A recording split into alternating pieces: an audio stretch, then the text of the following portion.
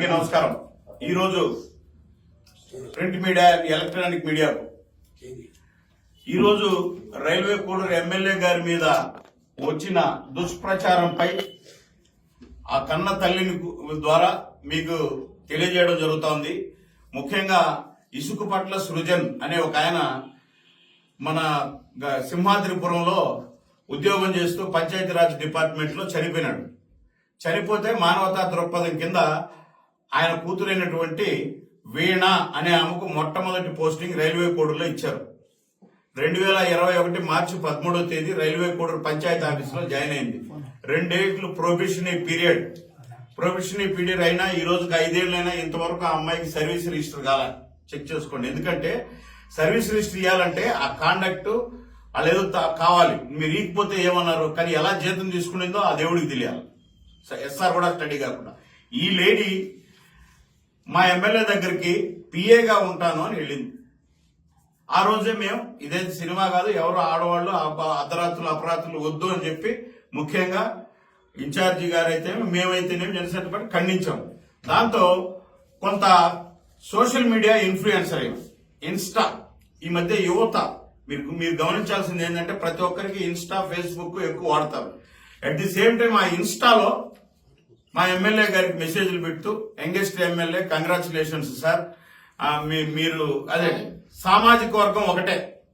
సామాజిక వర్గంలో మామూలుగా ఇప్పుడు కొన్ని ఉంటాయి, అంటే పోకనాటి అట్లంట, మేము ఇది మీరేంటి అంటే ఎవరైనా స్పందిస్తారు. సాటి సామాజిక వర్గం ఎవరో అంటే మనం అని. ఈమె ఎమ్మెల్యే గారికి కానీ వాళ్ళ మదర్ వాళ్ళ దగ్గరకు పోయి నేను మిమ్మల్ని మ్యారేజ్ చేసుకోవాలి, నేను శ్రీధరణ చేసుకోవాలి అని చెప్పి పెళ్లి కానట్లు వాళ్ళ తల్లిదండ్రుల దగ్గర మీకు బంధువులు అవుతామని చెప్పి పోతే వాళ్ళు తీవ్రంగా ఖండించి పంపించారు. ఆ రోజు నుంచి శ్రీధర్ తో చాటింగ్ చేస్తూనే వీళ్లతో విపరీతంగా ఫోన్లు చేస్తూ కొంచెం టార్చర్ పెట్టేది. ఎటువంటి టార్చర్ అంటే అటువంటి టార్చర్. ఆమె నేను హిస్టరీ చెప్పను కానీ ఆమె ఈ విషయం తెలిసినాక మా బాధ్యతగా తీసుకొని నేను ఒకసారి ఆమెకు ఫోన్ చేశాను. అమ్మాయి ఏంటిది ఇలా వస్తున్నాయి, ఇది ఒక ఎంప్లాయ్ గా చూసుకోండి అంటే ఆ అమ్మాయి దగ్గర నుంచి వచ్చిన ఆన్సర్ ఏం తెలుసా, అన్నా మీరు కూడా ఇంత ఎడ్యుకేటెడ్ గా ఉండి ఇట్లా మాట్లాడతారా, I have good husband with golden child అని చెప్పింది. నాకు ఒక మంచి భర్త ఉన్నారు. ఎవరంటే అమ్మమ్మ సారీ అమ్మ బయట మాట్లాడుకుంటున్నారు కాబట్టి చెప్పాను, అలా కాదు అని చెప్పి ఒక ఆడబిడ్డగా చెప్పాను. తర్వాత ఇప్పుడు నేను మాట్లాడా అమ్మాయితో. దాని తర్వాత ఈ స్టోరీ అంతా జరిగిన తర్వాత మీకేం కావాలని అడిగితే నాకు మ్యారేజ్ కావాలి, నేను సారీ టు సే ఆ పాప నాతో చెప్పింది. నేను టెక్నికల్ గా కూడా మాట్లాడుతున్నాను. నన్ను ఈ సాక్షి ఛానల్ నేను అడుగుతున్నా వైసీపీ వాళ్ళను, ఆ పాప చెప్పిన ఆడియోలు ఉన్నాయి, వీడియోలు ఉన్నాయి. మీకు దమ్ము ఉంటే ఎవరో నేను చర్చకి రమ్మని మీ ఛానల్కి పిలిచినా వస్తాను, ఏ ఛానల్కి పిలిచినా వస్తాను. సైంటిఫిక్ గా కూడా ఒక గైనకాలజిస్ట్ ని పిలిచి నిరూపించండి. మాతో ఛాలెంజ్లు చేసిన ఆడియోలు మా దగ్గర ఉన్నాయి. మాకు 5, 6 సార్లు 7 సార్లు ఈ సంవత్సరంలో నేను అదే సారీ చెప్తున్నా, ఒక ఆడబిడ్డగా జరిగింది అంటే అది హౌ ఇట్ ఈస్ పాసిబుల్ అని చెప్పి ఇవంతా ఫేక్ డీప్ వీడియో. నేనేం చేస్తానో చూడు, ఒక 100 సార్లు వార్నింగ్ ఇచ్చిన వీడియోలు ఉన్నాయి. ఆయనకు కాకుండా ఆయన స్పందించకపోతే మా అందరికీ నేను ఈ రోజే సాక్షికి పోతా, రేపు అక్కడికి పోతా అని చెప్పి ముందే చెప్పి పోయింది. ఈమె పెట్టిన కేసు రిజిస్టర్ అయింది దాదాపు 5-6 సెక్షన్ల కింద నాన్ బెయిలబుల్ కేసుగా. అలాగే ఒక విలేకరి పెట్టిన ఎఫ్ఐఆర్, ఈ 2 ఎఫ్ఐఆర్లు అయితే ఉద్యోగం ఉండదు. ఒక జర్నలిస్టు శంకర్రాజు అనే వ్యక్తి ఆయన మీద దాడి చేసింది. మీరు ఆయన మీద దాడి చేసినప్పుడు ఆయన మీద వాడిన భాష మీరు చూడండి. ఆయన మీద దాడి చేసినప్పుడు ఆయన వాడిన భాష ఇంటికి పిలిపించి ఒక రౌడీలాగా ఏ స్త్రీ మాట్లాడలేనట్టు బూతులు తిడుతూ ఆయన మీద అటాక్ చేసి కొట్టింది. ఇప్పుడు మళ్ళీ ఏం చేసింది, ఆమె మాట్లాడినటువంటి ఆడియో ఉంది నా దగ్గర. మేము ఏమనుకుంటున్నారు, మీరు డబ్బులు ఇస్తారా లేకుంటే నా దగ్గర కొన్ని ప్రూఫ్స్ ఉన్నాయి, మిమ్మల్ని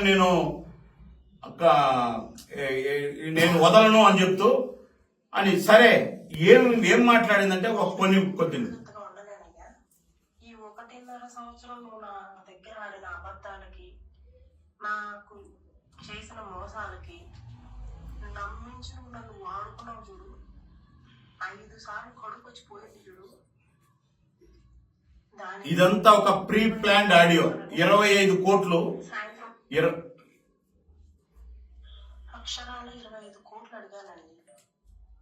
ఎందుకంటే ఏం కావాలండి? ఇప్పుడు నేను మిమ్మల్ని అందరినీ చేతులు జోడించి అడుగుతున్నా, అసలు జనసేన పార్టీకి ఏ విధమైనటువంటి సంబంధం లేకుండా ఒక హనీ ట్రాప్ లేడీ 25 కోట్ల రూపాయల కోసం ఒక ట్రాప్ చేసి అతని దగ్గర ఏదో కొన్ని మెసేజ్లు పెట్టించుకొని అతన్ని వీధిలో పెట్టే ప్రయత్నం చేస్తూ అతని ద్వారా ఎవరో ఇవ్వాలని ఇది మన గౌరవ విలేకరుని మీద దాడి చేసినటువంటి వీడియో. అక్కడ వాడిన భాష మీరందరూ వినండి.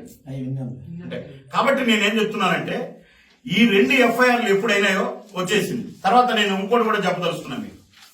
2021-22 నుంచి తిరుపతి పట్టణంలో ఆమె ఒక ఇల్లు తీసుకుని ఉంది.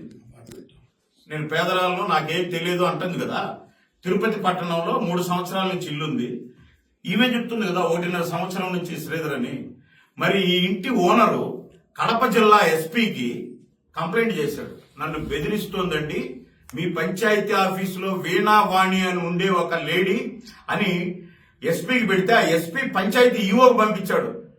అదేందయ్యా అది, ఖాళీ అన్నా చేయమను, డబ్బులన్నా ఇవ్వనని. అప్పుడు ఈవో ఆ ఎస్పీ గారికి ఇచ్చిన కంప్లైంట్ తో వాళ్ళు ఖాళీ చేయించండి లేదా డబ్బు ఇవ్వండి అని చెప్పి ఈవో ఇచ్చిన రిటర్ను ఎస్పీకి పెట్టుకున్నటువంటి ఆ ఓనర్ ఎస్పీకి పెట్టుకున్నటువంటి కంప్లైంట్. ఇలాంటివి కోకొల్లలు.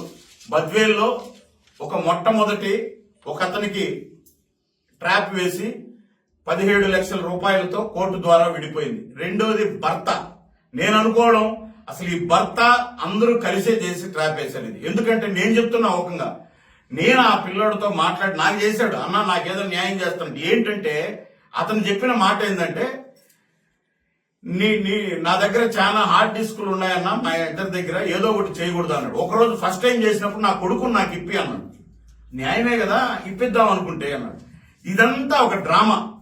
ఇది డబ్బుల కోసం చేసిన డ్రామాలో ఒక 28-29 ఏళ్ల యువకుడులాగా అందరిలాగే ఇన్స్టా చూస్తున్నటువంటి ఒక యువకుడిని, ఎమ్మెల్యేని మోసం చేసి ఇప్పుడు ఇది కూడా ఏం నడుస్తుంది? నేను ప్రత్యక్షంగా నా చెల్లెలు లాంటి దానివమ్మ, నువ్వు రా కూర్చొని మాట్లాడదామని నేను పిలిపిస్తే నాతో ఆ పాప దాదాపు 1 అవర్ 1.5 అవర్ మాట్లాడింది. మీకు నేను ఓపెన్ చెప్తున్నా. సరే అన్నా సరే అన్నా సరే అన్నా. దాని తర్వాత మాకు తెలుస్తాయి కదా.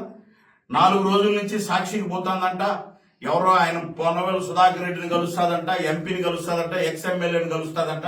ఇందాక సాక్షిలో ఎక్స్ఎమ్మెల్యే గారు కూడా నేను మీకు అండగా ఉంటాను ఆ పాపకు అన్నారు. ఎస్, మేమేమండి, పవన్ కళ్యాణ్ గారు, జనసేన పార్టీ, ఎన్డీఏ ఎవరైనా సరే అన్యాయం జరిగిన మహిళలకు అండగా మేమెందుకున్నాం. నేను ఎమ్మెల్యే గారిని కోరేది ఒకటే, న్యాయానికి అండగా ఉండండి. దాంట్లో నిజాలు ఎన్నో అండగా ఉండండి. లేదంటే ఇక్కడ చూస్తూ కూర్చోమేము, చాలా మందికి మేము అండగా ఉండాల్సింది వస్తుంది. అటువంటి విషయాల్లో మీరు కెలికి అనవసరంగా దీన్ని రాద్ధాంతం చేయదు. ఆల్రెడీ సాక్షి ఏం పెట్టిందండి? సాక్షి ఫేస్బుక్ లో పరిచయాన్ని అలా చేసుకుని మహిళా ఉద్యోగులపై వేధింపు పర్యం. ఫేస్బుక్ లో